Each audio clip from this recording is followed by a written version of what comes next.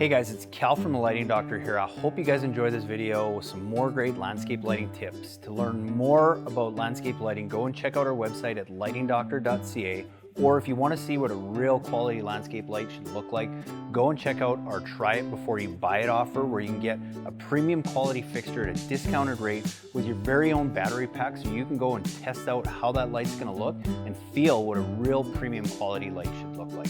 So go and check us out at lightingdoctor.ca, or go watch more videos on YouTube just by searching for the Lighting Doctor.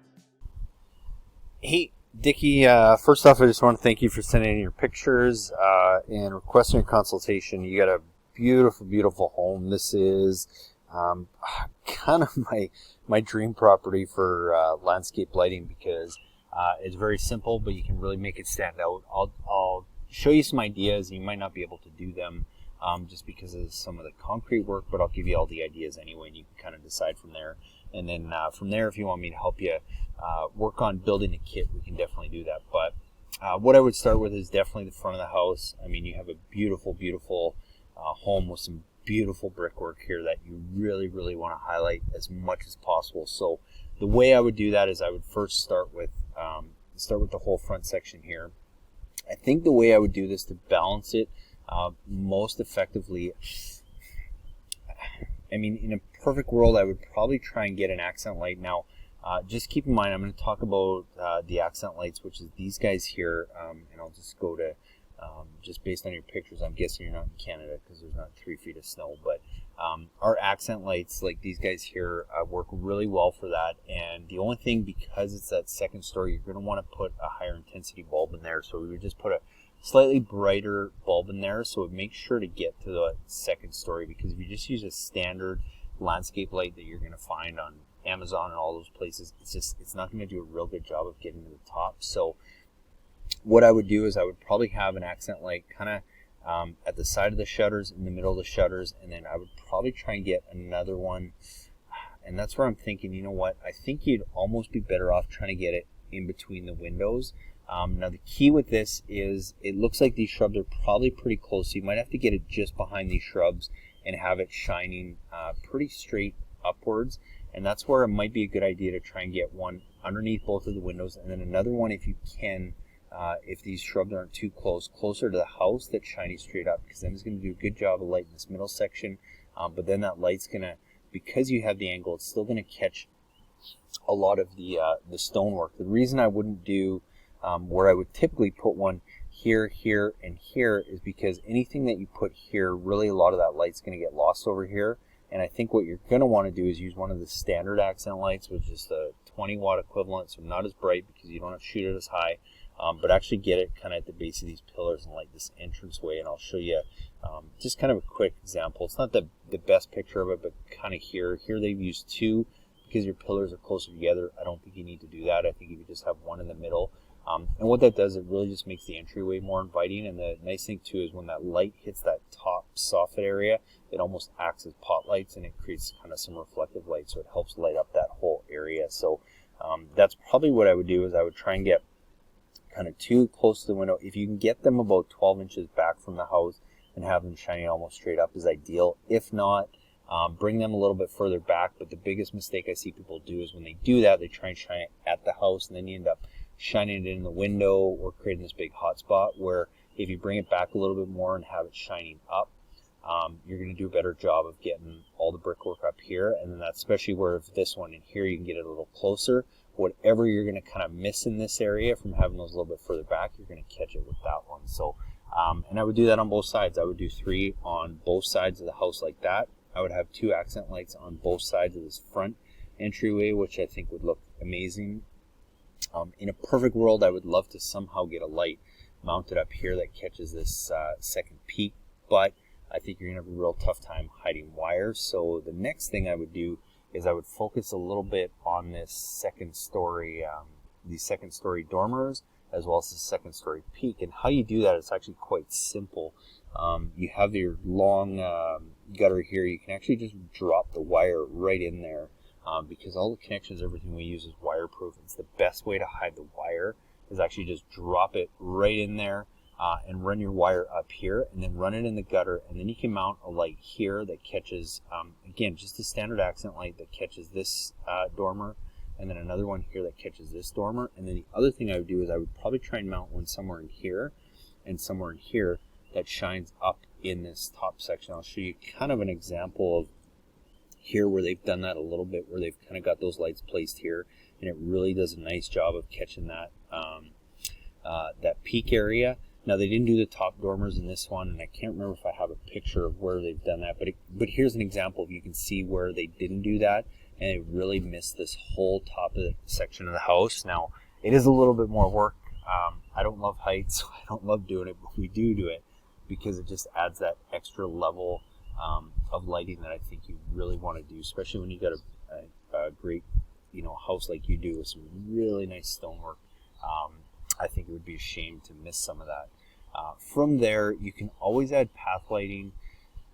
I just never like to go overboard with lighting. I think the real showstopper here is going to be just lighting the house. Now, I think you're going to get, even though it's a darker color and it's going to absorb a lot of that light, you're not going to get a lot of reflective light that's going to light this pathway. But if you did want to light that area, what I might do is I might just throw a couple path lights, and whenever I do that, I just try and stagger them in between wherever I have my accent lights. So, for example, say you have an accent light here, and you have one here, and you have one kind of here. I would probably try and maybe put a path light in here and a path light in here, and then you might throw one on the corner here and then one on the corner here. But if you do that, you're probably going to want to throw maybe two over here, because the key with lighting is that you want to create balance. If you just put them here, even though I know this is where the pathway is and that's what you're trying to light, it looks a little bit off. And as much as possible, especially on a house, so you can see how it's all symmetrical. Everything on this side looks the same as this side. You want to do the same with lighting, and a lot of people miss that when they're doing a lighting design. So that'll give you some ideas there. So in summary, you're looking at probably 1, 2, 3, 4, 5, 6 of the higher intensity accent lights here. You're looking at 1, 2, 3, 4 of the standard ones up here with a gutter mount. And I didn't show you that, but it's actually quite easy to mount those with the gutter. These gutter mounts look like this, and they basically fit right into the gutter, screw to the side of the house, and the fixture screws into there. So again, you run your wire up in the gutter. All the connections are waterproof, so you don't have to worry about that. And then it's an easy way to mount those, and then you can adjust them. You can adjust them however you need to. And then on the garage side, again, I mean, in a perfect world, I would love to see some lights right in the concrete. Here, here, here, and probably on this side that shine up. Now, that's probably not going to happen because you're not going to go drill into concrete and everything, but I will give you some other ideas. Something you could do is that same concept of running the wire up here and trying to mount a light here and here to at least catch the second peak. Now, I know you don't have the gutter here, but you could still easily mount that light. Just keep in mind that all the lights have a 1/2-inch thread on them, so you could get any kind of wall mount. And this is where I do have a picture. So something that looks like this, basically that you can just screw to the side of the house, and then the fixture will screw right into there, and that's just a 1/2-inch mount. So you could easily do that. You could still make your connections in the gutter because the lights have a 10-foot lead wire, so you could make your connections in here, and then you just mount it here and you have them shine to catch the second story peak. And then down here, obviously you're probably not going to put concrete lights in here because it's a lot of work having to drill in. So I will give you a concept, and I won't go into too much detail because the video is already getting long, but something like this, kind of these up and down lights where you don't see the light source, but it shines down and it shines up. And basically what it's going to do is it's going to create that same effect as if we were to just put a light at the base that shines up, up, and up. Now, the only tough part is you can't do it here, but you could have it cover both of these options. And I mean, you can go buy those kind of fixtures anywhere for line voltage if you wanted to convert these to work with your low voltage system, which is all the other lights that you're going to put in. There's some easy tricks that I can talk to you more about with that. That's quite easy to do, and you can run them all in the same app and everything. You can still use low voltage lights, even though that's 110 volt power, with a little transformer thing that goes in there, which is super easy to do. So again, lots of things. It just depends how much you want to tackle. The last thing I'll talk about is I see the busted solar path lights along the driveway. It's pretty common. We see that all the time. We try not to, as much as possible, put path lights in an area like this, because this is typically what ends up happening. You just end up getting run over. I'm a bigger fan of just trying to light the house so it really stands out. If you did want to put something on the driveway, I'm a bigger fan of doing something more like this. Now these ones are in the concrete. You don't have to put them in the concrete, but even if you put them on the grass, they go in the ground. They come 360 degrees if you want, but usually on a driveway we'll just black out these back two, and you just have that light shining across. But you can put these back in the grass a little bit, or if you decide to put a little bed by the driveway, and continue maybe this look and just do a little bit of landscaping along there, you can put those in there and just have them shine across. They are a little bit more expensive because they do have to be in the ground. They're very durable. They can get run over. I typically tell people, unless you want to spend the money, don't bother, because most vehicles have headlights anyway, so you don't really need to highlight the driveway unless you've got something there to that you really want to make stand out. But I'm a big fan of trying to light this more so, and using these lights I really like for that kind of option. So again, I know it's a lot of info, but Dickie, I just wanted to lay it all out there for you. Let me know what you think of some of those ideas, and then we can kind of start working on a kit for you, or answer any more questions you might have. Just to talk about quality and why you want to spend that little extra money is because we get called out all the time to go do repairs, and it's always the same thing. Is a lot of times people will save money because they'll just try and buy a halogen system. There's no question that halogen lights are cheaper than LED, but two things to remember is, one, you're paying a lot more for power now because you're using a lot more wattage to run those lights. So one, there's a power savings when you go buy a good quality LED fixture. And then the other thing to think about too is that with an LED bulb, you're not having to replace that every 2 or 3 years, whereas most halogen systems, you got to go and replace those bulbs every couple of years. And it's not so much that the bulbs are even that expensive, it's more the time. I get asked all the time to come out to people's houses to say, oh, my lights aren't working, and all it is they just have to go change the bulb. But I mean, if it or anything like me at my house is always the last one that gets taken care of, and I just don't want to be going out and digging around and going and replacing bulbs in the middle of the winter time. So there's a huge savings in that. The other thing is, you get a good quality fixture that the fixture alone is not going to break. There's cheaper fixtures out there. You can go buy them for 10, 20, 30 bucks. You can still go get an LED fixture, and there's more and more companies all the time. There's 10 new companies a day that come out with new LED fixtures. But I'll guarantee you right now, if you go and Google brass LED landscape lights, you're going to see the exact same light from at least 10 or 15 different companies. And the reason for that is they're all coming from the exact same place. They're made overseas, they're shipped over here, they're branded, and then they just sell them. So it's basically the same fixture.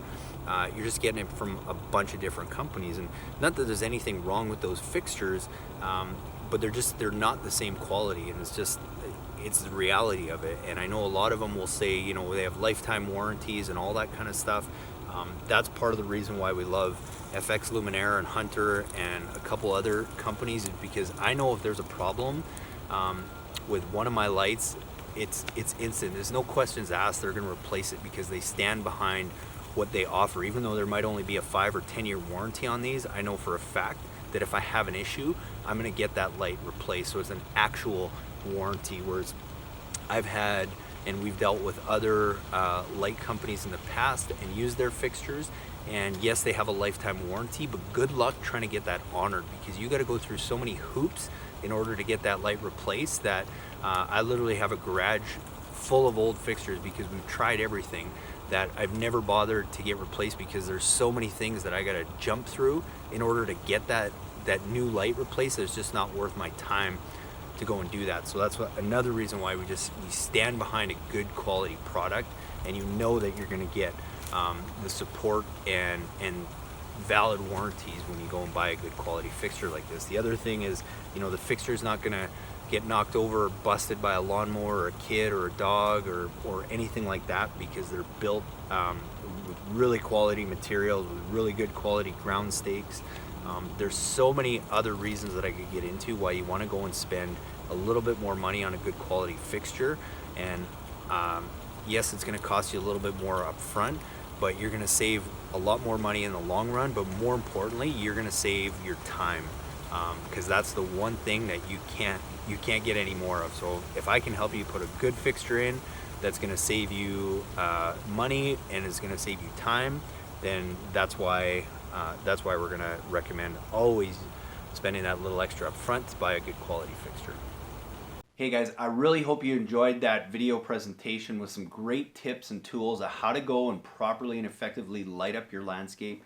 And be sure, if you want your own free consultation video, just send me an email at cal@lightingdoctor.ca with a few pictures of your property, and we'll get back to you with some really cool ideas and ways to go and effectively light your property. And be sure to watch the videos after this one for more tips on how to install landscape lighting, as well as how to light up your landscape the best way possible.